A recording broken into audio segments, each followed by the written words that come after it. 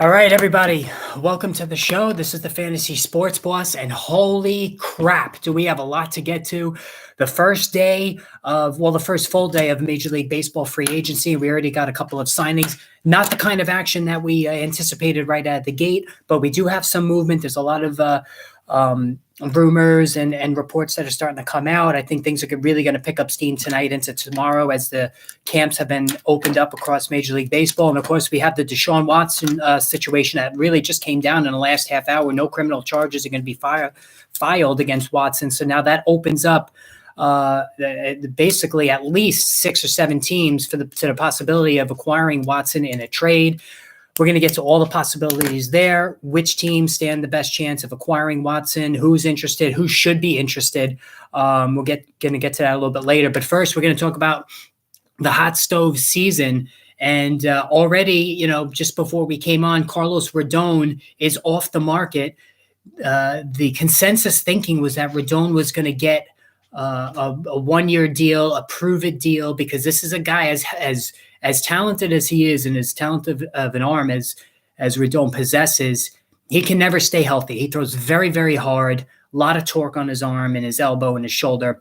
So health has always been a problem for him. So it was up for debate, and a legit debate, whether he was going to be able to net more than 1 year. But he did get that from the San Francisco Giants, 2 years, 40, I believe it's $44 million for Rodon. And hey, listen, this is a great landing spot for Rodon. For one thing, he gets out of the American League, and secondly, he moves out of a offensive ballpark to one where basically San Francisco is like the lords for starting pitchers that had previously struggled and then found themselves riding the ship in San Francisco. Anthony DeScalfani, Alex Wood, Kevin Gausman, just some names to name a few guys that really reinvented themselves and became, high-end pitchers, especially in the case of Gausman, once they made their way to San Francisco. The ballpark's fantastic for pitchers. And Rodon is already a very, very talented pitcher. And he had a spectacular year last year when he was on the mound, a 34.6 strikeout percentage, and he won 13 games with limited innings. Of course, once the second half of the season rolled around, Rodon struggled with his health. He started to lose some pop on his pitches, was shut down for a little bit, and never really found it from that point on in terms of health and the performance that he had put up in the first half of the season. But Rodon is really the first domino to fall. Now, he's not a huge one. This is a moderate one. Now, in terms of fantasy baseball for Rodon, really, he was a career tease. He ran hot and cold. One outing, he's striking out 12 guys, giving up 2 hits in 7 or 8 innings, and he's completely shutting the team down. The next time he's getting bombed for 5 runs, he's walking 5 guys in 2 innings, and he's out of the game. Last year, Rodon seemed to have smoothed out his mechanics a little bit, and that really unleashed his explosive fastball, which has some excellent movement on it. And that's why Rodon was able to reach the heights that he did a year ago. And now he's more, in my opinion, entered the circle of trust. Circle of trust being on performance alone, Rodon is a strong starting pitcher too. So you could put Rodon in that SP2 category on a per start basis. Ideally, you want to get him as an SP3 just because going in he's going to miss time. And if he just so happens to not miss time with injury, and we're sitting there in late June and early July with what I expect to be stellar numbers, then you want to sell high. You do not want to own Rodon in the second half of the season. We've seen that he can't make it health-wise for the duration of the season, and that's why you want to sell high on him. But hey, listen, great signing by San Francisco.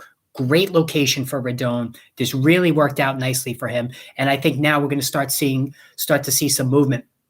I said this early this morning. I tweeted it out. And for those who don't follow me, it's at RotoBoss on Twitter, at RotoBoss. Also, make sure you hit the like and the subscribe button. The videos are going to be coming hot and heavy over the next couple of weeks, because now that we have a season and we have a start date, April 7th, the player profiles are going to continue. I had started with the catchers, but then I had held off, not knowing what was going to happen with the collective bargaining agreement talks. Now that that's out of the way, they're going to resume, and I'm going to be releasing those fairly often from this point forward. so I can help you with your drafts that I'm sure are going to be really ratcheting up in the next couple of weeks. Now, I had said earlier this morning that the Oakland A's are the ones that are really going to hold things up initially, and that's what I think has happened. So the A's are listening to pretty much anybody on their team. You have Minaya, Montes, and also Bassett, the three pitchers who all had very good years last year, and have quite a bit of value on the open market in terms of if they were able to reach free agency, and especially on the trade market when they have a couple of years of control left. And then you have Matt Olson. So Matt Olson is really the guy that everybody's talking about. Now, the New York Yankees are in on Olson. They checked out Olson's medicals before the lockout. They want Olson. The problem is the A's are asking for Volpe or Peraza, their two shortstop prospects, and that's a no-go for Brian Cashman, as it should be. Olson has 2 more years left to control, coming off a fantastic season. He started to close some of the holes in his swing and really elevated his power. So Olson is a tremendous first baseman. The Yankees, though, don't want to pay the freight in terms of prospects. So if you were to handicap this race from a Yankees perspective, they are not considered the favorites for Olson. The Texas Rangers continue to check in on everybody, and the Rangers, having already signed Seager and Semien, they added they're trying to add another slugger, and that's why they're involved in the Olsen talks. I'm not sure. You really can't put anything past the Rangers because they're always very aggressive in free agency, even though the regular seasons of late haven't been that great. But Olsen is the one who everybody wants. Now, Freddie Freeman, if you talk to Yankee fans, that's like the great big, white whale. They want Freddie Freeman, and rightfully so. Freeman is a tremendous, as good of a hitter as there is in baseball, but he's getting a little bit up there in age. He's 32. The Yankees have age and big contracts on their books already with Giancarlo Stanton, and expected to be Aaron Judge when he signs a new deal with the Yankees. So you don't want to, with those two guys, eventually they're going to get old. And Freeman at 32, is in his prime, but he's starting to edge toward the back of his prime. I don't think that's a good fit. I think Cashman realizes that as well. So I see them more looking elsewhere, maybe at a Trevor Story or Michael Conforto on a 1-year deal. And those rumors are still out there. So I don't see them, unless something changes drastically. Freddie Freeman is going to be more towards the Dodgers or the Rangers, in terms of prospective teams that are going to sign him. Now, Michael Conforto's name has come up, not only for the Yankees, but also for the Mets. If the market doesn't develop for Conforto, he could return to the Mets on a 1-year deal. Okay, so Conforto is a very solid hitter. And I also said this earlier today. Chris Bryant is going to get probably a 4 to 5 year contract. The Seattle Mariners, by the way, are hot and heavy after Bryant. That seems to be, they seem to be the early front runner for Bryant. But Conforto and Bryant, at least as hitters, are very similar. They're going to give you 25 to 30 home runs. They're going to bat 260 to 270 and drive in, 90 to 100 runs. And score, 75, 85 runs. Very similar players. Bryant is more versatile. He's played third base. He's played first base. He's played the outfield. And he's got more recent cred than Conforto, who had a very tough 2021 season. But Conforto, from the minute he came up to the Mets, was hitting bombs all over the place. And he is a very adept and solid hitter. But Conforto, I think, is only going to get a 1-year deal. A 1 or 2 year deal. I think Scott Boras, knowing that Conforto had such a rough year last year, I think he wants Conforto to reestablish his value, hit the open market again next year, and then try again. Same thing for Trevor Story. Trevor Story is somebody that the Yankees, if they don't get Carlos Correa, I think will pivot to quickly. Andrelton Simmons was the name that's been connected because they need a stopgap. They need a bridge before Volpe and Peraza are ready. And I think Story or Simmons will take a 1-year deal. The problem with Simmons is he's been open about being unvaccinated. And we found out today that Canada will not allow Major League Baseball players who are unvaccinated to cross the border to go play the Blue Jays. So if Simmons is with the Yankees, a division foe, the Blue Jays are going to be making that trip quite often. That's a lot of games missed right there. So why even bother with Simmons if you're not going to have him already for a number of seasons just going into the season? So that's the problem with Simmons. That's why Trevor's Story makes much more sense. Okay. I don't know the vaccination status of Story. Maybe he's in the same boat. I don't know that. But we do know that Simmons, who's been open about not wanting the vaccine, that's out there. Story, we all know the slant from, being a Colorado hitter. The home road splits are definitely stark, but he's got a good glove. He runs well still. He was stealing bases at a very high rate last season, so he still runs well, and he can slug. He's going to hit 250, 255, 260, which isn't great. But for 1 year to hold off until Peraza and Volpe are ready, I think it would be a really smart signing by the Yankees. I really do. I think Story would work out perfectly. I don't think Story is going to get what he wants on the open market. And so I think Story would be a tremendous short-term deal for the Yankees. Right before I came on again, the Mets are talking about Josh Hader, and Andrew Chafin and Colin McHugh. These are three names that have come up with the Mets in the bullpen. Jeurys Familia is going to re-sign with the Mets. All right. He's going to get a 1-year deal. Both sides were happy with how things went last year. Familia has accepted the fact that he's no longer the closer for the Mets, and it's Edwin Diaz's job. And so I think Familia, knowing that there's a chance to win again, with the Mets being one of the early favorites to reach the World Series, I think it's smart for him to stay with the Mets and continue on as a setup man. The Seattle Mariners have made no secret that they want bullpen help, and Familia, somebody they could target. But I think from what I'm hearing, it's going to be Familia going back to the Mets for 1-year deal. But Josh Hader, I haven't heard much about this, but it doesn't surprise me, because Steve Cohen's going to want to, be involved in any big name out there. And Hader is as big as it gets when it comes to closers. He is the best closer in baseball. Of course, we thought that with Edwin Diaz before he came to the Mets and started to really, flash inconsistency, which has been dogging him since coming to New York. But if Hader comes, he's the guy. Diaz moves into setup. If they still have Familia, the Mets setup core all of a sudden looks really good. The Mets are going to be involved in a lot of things. All right.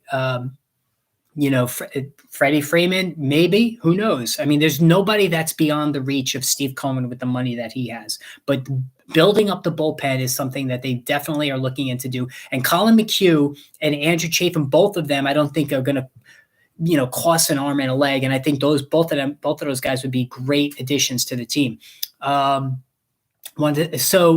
Another guy that is also starting to hear his name bandied about is Kenley Jansen. The Padres really like Jansen. They want to bring him in to hold down, to solidify the ninth inning. Jansen proved last season that while he's no longer the top tier guy that he once was, he still gets the job done. So I think that would be a good signing there. Clayton Kershaw, widely expected to re-sign with the Dodgers. The Texas Rangers, since he's from Texas, were a team that makes sense, and they've been signing pretty much everybody in free agency. But Kershaw wants to win. He loves being a Dodger. And again, 1 or 2 year deal, why not? He still has it. Injuries are more numerous now for him, but Kershaw still on a per start basis was very solid last year.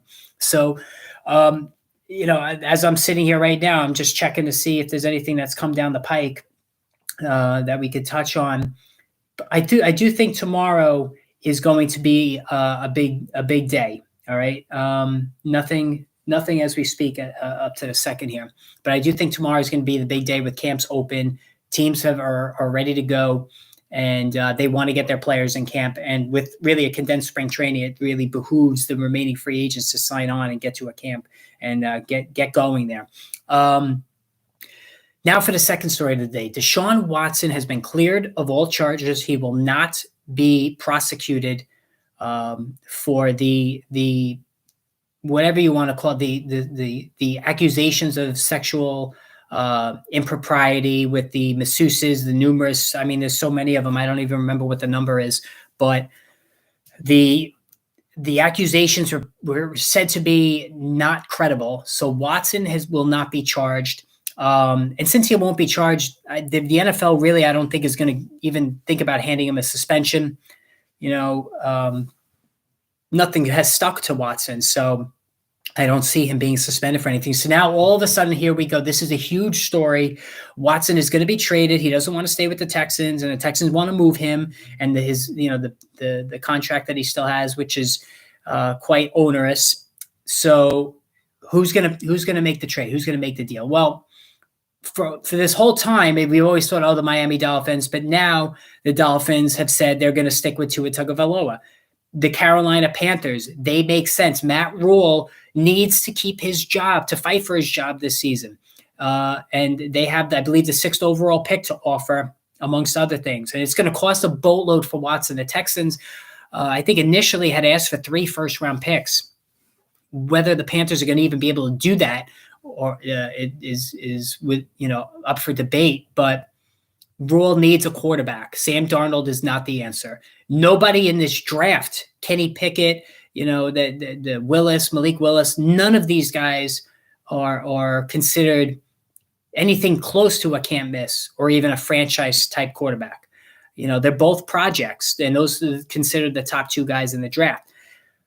To me, the Seattle Seahawks make the most sense. They just received a whole slew of draft picks in the Russell Wilson deal. They have the picks to make the trade. Pete Carroll doesn't want to go with Drew Lock or any of the quarterbacks that he might be thinking of drafting. Carroll is the oldest coach in the NFL. If he wants to stick around, this is his last shot. And if they can bring in DeShaun Watson, which I could totally see happen, then with Tyler Lockett, the receivers that they have on this team, it's absolutely a home run for this team. All right. The Seahawks, with Noah Fant, also a tight end, this is a home run for them. All right. There's no reason that this deal should not happen if Seattle is in fact interested in making it happen. Now, the New Orleans Saints, they're going to go with Taysom Hill again. I don't think he's really any good. I don't think he's going to take them. He's going to do anything as far as taking them on a playoff run. Jameis Winston, we've seen that show one too many times to want to come back and see it again. The Giants and the Jets. The Giants came out publicly before they hired Brian Daboll as coach and Joe Shane as their general manager and said they're not going to be in on Deshaun Watson. Well, now maybe things have changed now that they have made those hires and Watson's not going to be charged. And then the Jets. Do you flip Zach Wilson and both of your first-round picks and maybe a Keenan Williams for Watson? Would you do that trade? I think you'd have to consider it. Zach Wilson did come on towards the end of last season, but he is far from a sure thing. 2 first-round picks, the 2 early top 10 picks that the Jets have, plus Wilson and maybe a Keenan Williams or an Elijah Vera Tucker. Do you make that trade for Watson? I think you would seriously have to consider it. Let's face it, Watson is a top 5 talent in the NFL among quarterbacks. He is a top 5 talent. So, it's going to cost a bundle. I think the Jets should absolutely consider that. I think any QB-needy team should consider Deshaun Watson. It goes without saying. All right, this guy is the real deal. We've seen how good he is.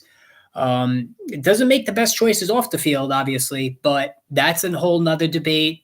It's not an issue right now. I think this is the deal that should be made. So, all right, so again, if you didn't hit the subscribe button, please hit the subscribe button. We're going to be sending out fantasy football videos, hot and heavy, fantasy baseball videos and football. If Watson finds a new team, we're going to delve in on that. So there's going to be a lot of videos coming out. For those who used to follow us on the website, we've decided to move strictly just to Twitter, and which you can find us on Twitter at RotoBoss, and YouTube, because I feel like it's easier to get information out and quicker and more efficient. So this is the medium we're going to be using going forward. And those NFL draft fans, we've done a lot of stuff on the NFL draft. If you haven't picked up the Fantasy Sports Boss 2022 NFL Draft Guide, it's available at Amazon. The draft will be here before you know it. We went in on over 300 players, analyzing them, ranking them, the whole bit. So make sure you get that. So keep checking for more videos. We're going to be posting quite a few tomorrow. And again, if anything happens, breaking news, we're going to try to jump back on later on tonight. All right. So until then, take care, everybody.